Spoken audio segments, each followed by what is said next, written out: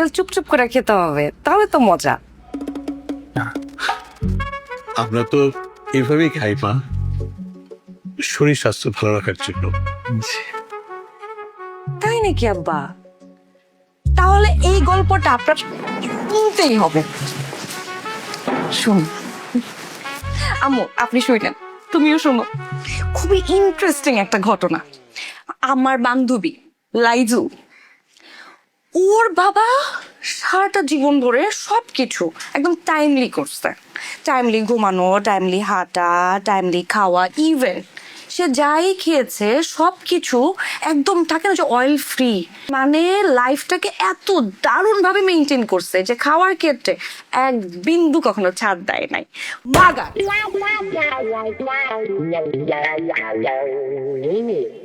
হ্যাঁ সেজ ভয়েসে যায়া এমন কোন রোগ নাইকা যে হালার হয় নাইকা।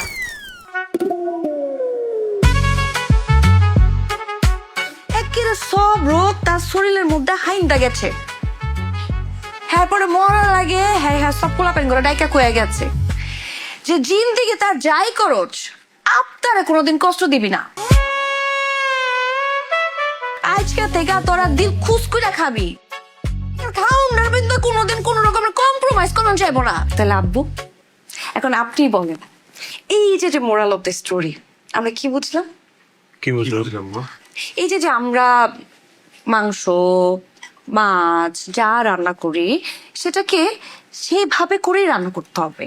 মানে যদি তেল লাগে তেল দিতে হবে, তেল না দিয়ে যে অসাধ্য খাবারটা আমরা যে খাই, এই যে আত্মাটাকে কষ্ট দেই, এটা ঠিক না। আমাদের ওই রান্নাটা একদম তেলে চুবায় রাঁধতে হবে। এই যে রেজালাটা, এইটার উপর দিয়ে যদি তেল থাকতো, এটার মধ্যে দিতাম একটা ডুব দিয়ে যদি একটা মাংস বাইর করে মুখের মধ্যে একটা হামদাই দিতাম, এইটার যে কি টেস্ট আমি তো বইলেই বুঝাইতে পারবো না, মুখে লাগা থাকে। আমি একদিন একটা কাম করতে পারি,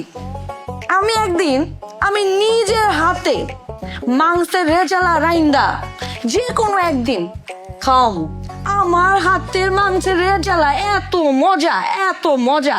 আপনারা যদি এই রেজালা একবার খান, আপনারা আমার আঙ্গুল চাটতে থাকবেন।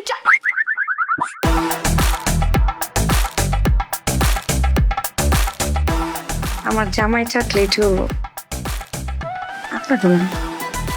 আচ্ছা ঠিক আছে বৌমা, তুমি একদিন অনেক করে তেল মশলা দিয়ে রান্না করে খাইও আমাদেরকে।